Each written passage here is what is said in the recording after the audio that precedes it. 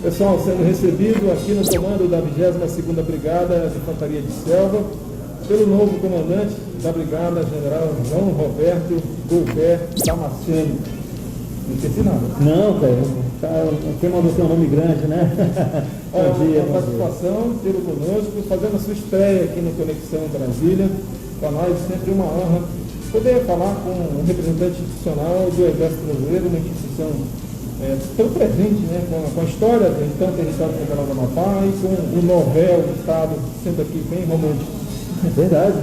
É uma alegria ter essa oportunidade, Cléber, de estar aqui junto com amigos, junto com os telespectadores e ouvintes, né, do programa Conexão Brasília.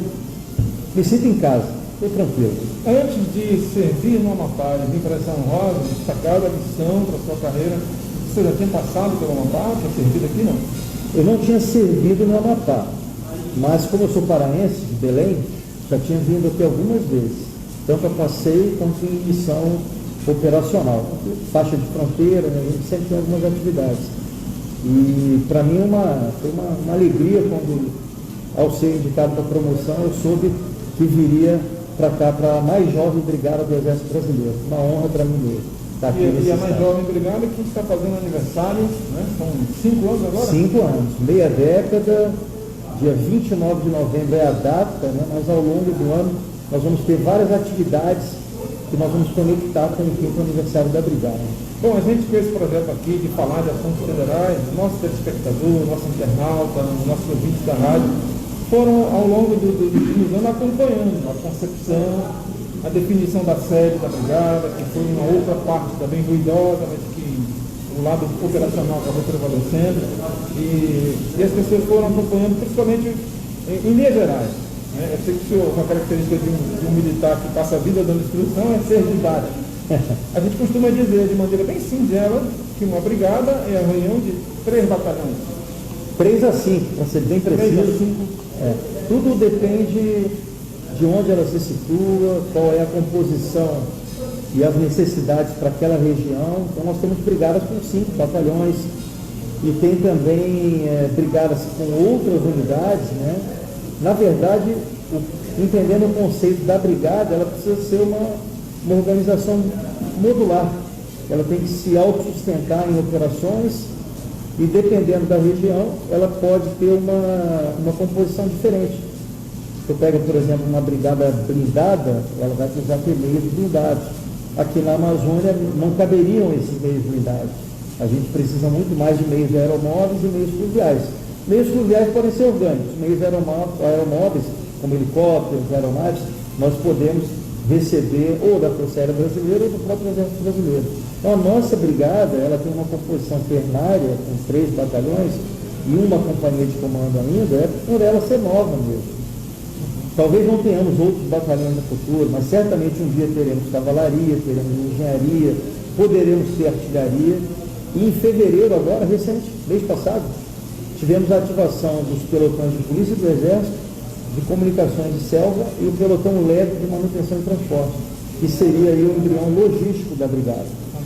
As pessoas também, o próprio general Ferreira, que era o comandante militar do Norte, entusiasta desse projeto, ele como é oriundo da engenharia, já feito aos cálculos, ele projetava assim, o Amapá tinha, naquela altura, cerca de 800 militares em todo o estado, entre o 34 BIS de Macapá e a companhia lá em Clovelândia, na fronteira. E a brigada, quando totalmente implantada, poderia liberar aí 3 mil homens. Está correto.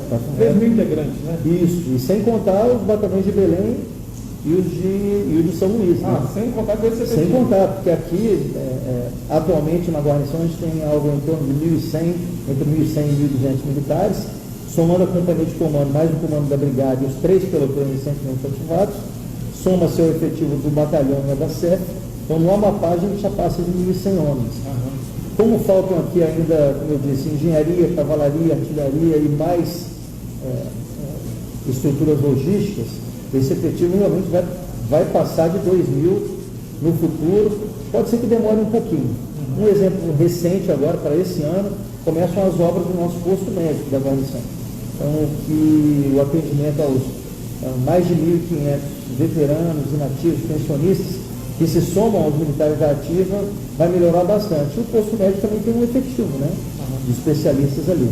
Eu falo isso, né, general, porque as pessoas entenderem também, e o general Ferreira, por isso que eu já lembrei dele, o quanto isso representa, além dos ganhos, com a maior presença do Exército brasileiro ou do Estado brasileiro entre nós, essa sensação de segurança de que tanto se fala, mas acima de tudo a injeção na economia do Estado desses quadros, desses funcionários, com suas famílias, demandando serviços, escola, supermercado e tudo mais, né? Verdade. É um impacto muito positivo que ocorre todas as vezes que uma organização militar é criada, mesmo numa cidade grande como Macapá, já tem economia pujante, mas ela, nesses nichos que a família militar, ela precisa efetivamente, né, se inserir, sem dúvida nenhuma existe uma colaboração.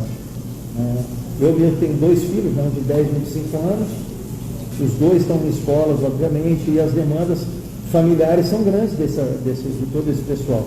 E eu vou dar um exemplo aqui que é de fora, mas só para você ter uma ideia, né? Eu comandei um batalhão de infantaria de selva em Tefé, no Amazonas, uma cidade com 20 mil habitantes. A brigada, mais todas as unidades, tem cerca de 1.000 militares, 1.100, 1.200. E aí nós calculamos que a injeção mensal na economia do município é em torno de 3 milhões de reais. Já fazem mais de 30 anos que a brigada está lá. E ao longo à medida que os anos passam, os soldados que servem, eles vão se tornando, ao retornarem para suas casas, né, para suas carreiras, fazendo novas carreiras, eles se tornam membros ativos da comunidade com uma conexão com o Exército. O nosso 34 bis aqui, ele tem 54 anos. Se transformar essa presença desses 800 militares em valores mensais e mais ainda, talvez mais importante, na inserção na sociedade mapaense, nós vamos ter números expressivos. Todo ano incorporando mais de 100 soldados, ao longo de 54 anos, 5.400 em números brutos, né? Se contar que eles já tiveram filhos, já tiveram netos, a gente vai ter aí, com certeza, pelo menos aí uns 10% da cidade mapaense com uma conexão direta com o Exército Brasileiro. Não estou falando de Santana, da capitania, né? Não estou falando das outras forças, só do Exército. Uma outra coisa que é bem própria aqui para a gente compartilhar um pouquinho com a sociedade, o público que é bem heterogêneo do rádio, que a gente acaba alcançando, a incorporação ou emprego temporário. Isso nos remete, por exemplo, ao serviço militar, a lei do serviço militar. O serviço militar ainda é obrigatório no Brasil, mas aqui no Amapá tem essa característica, ele é 100% voluntário, né? Correto. Tem muito mais jovens interessados em ficar, em prestar esse serviço do que propriamente ser dispensado. Correto. E a proporção, ela, em relação aos alistados e aos que servem, ela é semelhante. Dá para a gente falar, grosso modo, no Brasil inteiro, são mais ou menos 1.200.000, 1.300.000 que se alistam todo ano, e cerca de 85 mil apenas servem. Então, essa dinâmica de, apesar do serviço ser obrigatório, a gente optar pelos voluntários, ela ocorre no Brasil afora também.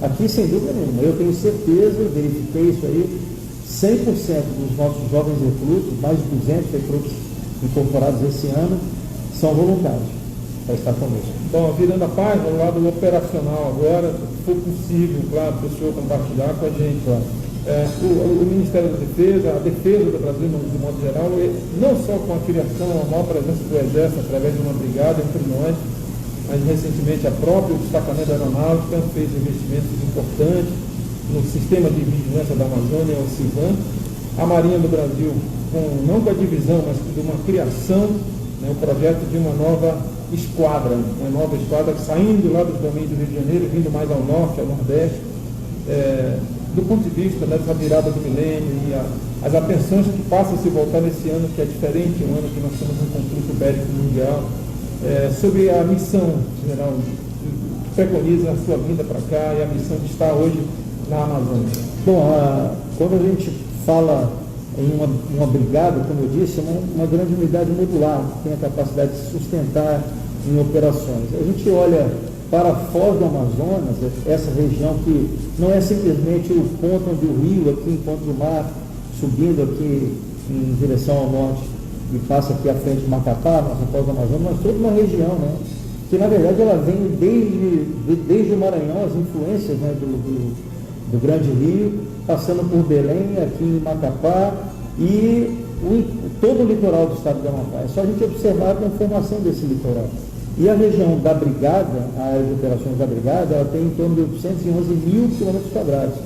Vai desde o noroeste do Pará, na terra indígena Tumucumaque, onde nós temos lá o pelotão de fronteira de Tirióis, aí acompanha, né, entra-se no Amapá, todo o estado do Amapá, o norte do Pará, com cerca de 75 municípios, e o Maranhão, com 172 municípios. Essa é a área de atuação da Brigada. Operacionalmente falando, ainda são necessários outros meios, que nós normalmente recebemos do escalão superior, da própria 23 Brigada, lá em Marabá, quando nós precisamos operar na parte de fronteira, nossos meios precisam ser complementados. Mas a decisão pelo posicionamento da Brigada aqui foi muito feliz no tempo lá do general Ferreira, porque coloca a Foz do Amazonas num mapa estratégico ou geopolítico que antes talvez não tivesse tanta pujança, esse posicionamento. Isso chama a atenção sobre a necessidade de integração de todo tipo de informação para que a gente obtenha e consiga atingir um bom estado de defesa dessa nossa região da Foz do Amazonas. Um recorte interessante, curioso, né? Mas eu falando sobre o conflito mais recente, que é a guerra da Rússia com a Ucrânia, é que a gente tem aqui, o Brasil estabelece com a Guiana Francesa, né, através aqui da Amapá, a maior fronteira que a França tem com qualquer outro país do mundo. É verdade. Né? E é uma situação até sui generis de um país aqui do Mercosul fazer fronteira com um país da União Europeia, algo improvável, mas é também cruciano, e é aí que eu queria me provocar no meu sentido, um membro da OTAN aqui do lado, né? Sim.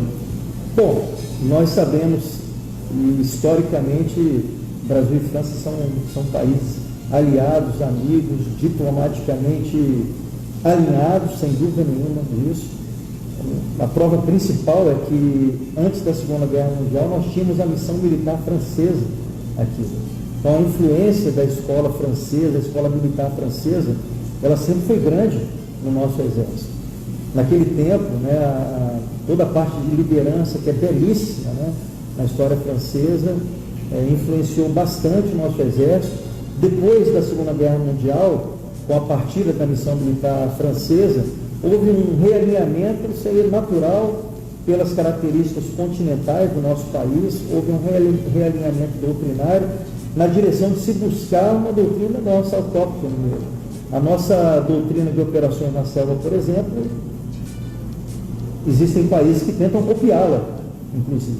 Por isso que nós somos conhecidos em operações na selva, e a ponta de lança dessa qualidade é o nosso Centro de Guerra na Selva, lá em Manaus, considerada a melhor escola de guerra na selva do mundo, onde se formam oficiais e sargentos que vão treinar as tropas.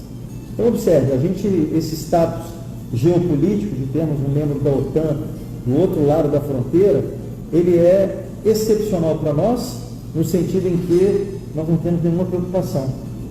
As fronteiras são muito bem estabelecidas e nós temos um nível de cooperação elevadíssimo. Nós temos pelo menos 2 operações grandes que ocorrem simultaneamente do nosso lado e do outro lado, para coibir os crimes transfronteiriços, ambientais, aquela dinâmica de fronteira que acontece não só aqui nessa região, mas ao longo da Amazônia inteira, inclusive no Centro-Oeste também. E a gente coloca, dando como exemplo a Operação Jararaca, o posto de comando das tropas no primeiro semestre, ele fica na França, inclusive o nosso, na Guiana Francesa, e no segundo semestre o posto de comando dele vem para o nosso lado. Isso é um arranjo bilateral e nós temos anualmente a reunião regional de integração militar com a Guiana Francesa. Ano passado eu recebi o general Brisson, da Força Aérea Francesa, que é o comandante das Forças Armadas na Guiana, aqui em Macapá, reunião aqui no comando da Brigada. E neste ano a reunião, ali pelo final do ano, final de novembro, início de dezembro, deve ser lá em Caiana. Ou seja, nós conversamos, as nossas tropas se conhecem, são amistosas, a relação é excepcional e se complementam, buscando realmente uma estabilização da vida mesmo na fronteira, né? Com todos os problemas que temos. E esse Centro de Instrução de Guerra na Selva, que se referiu o general Gilberto, está presente ali, ó, nesse brevezinho dele ali. A cara da onça. Que é considerado no Exército um dos mais respeitados, cursos de especialização, né, que a gente tem, tradição, e é meio mitológico mesmo essa situação do SIGs, né, como é chamado. E alguns legionários, né, aqui do lado, da Guiana Francesa, eles, quando vêm aqui, a gente repara lá no 7 de setembro, alguns usam. Isso.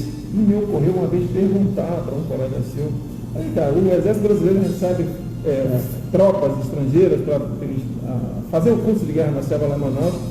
Vocês têm medo de compartilhar esse tipo de conteúdo? E um colega assim, nem tudo a gente passa. Não, mas é verdade. Tem essa parte de doutrina, como a tropa opera nas ações na selva, a gente tem conhecimentos que já são comuns desde o tempo da campanha da Indochina.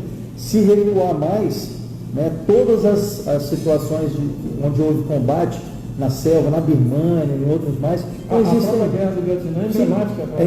Isso. O exército americano tombou muitas vezes por não conhecer de guerra de selva, né? Ali teve problemas logísticos também intensos. Lembrando que a vontade de um povo de lutar pelo seu território, ela é determinante em qualquer conflito, não tem dúvida nenhuma. Então, é um balanço complexo esse ali, né, que levou a situação da campanha do Vietnã de extrema dificuldade para as Forças Armadas Americanas. Mas a selva, ela cobra seu preço, né, sem dúvida nenhuma. Não foi peculiaridade apenas, mas a gente sabe que na guerra da Indochina houve problemas sérios também lá, né, no caso foi com a presença francesa na Birmânia, ou seja, naquela região do Sudeste Asiático, os combates em selva foram muito intensos. E o nosso SIGs começou com lições aprendidas de lá. Por isso que eu disse que tem algumas técnicas, táticas e procedimentos que são conhecidas internacionalmente. Essas nós passamos, praticamos, deixamos que eles sintam, né, que os alunos que vêm de outros países, né, oficiais e sargentos, sintam e percebam o valor da tropa brasileira. Então, isso aí se chama dissuasão. É natural. Demonstrar que nós temos capacidade de defender o nosso território, com os nossos meios, com as nossas tropas. Por coincidência, né, a gente falando do SIGs, eu fui instrutor lá durante 7 anos. Fui instrutor de 321 oficiais estrangeiros. Não só franceses. Você fez um curso já ao contrário, tem no Equador. Eles também têm um centro assim? Tem. Foram inspirados, a inspiração foi no SIGs, é um centro mais moderno.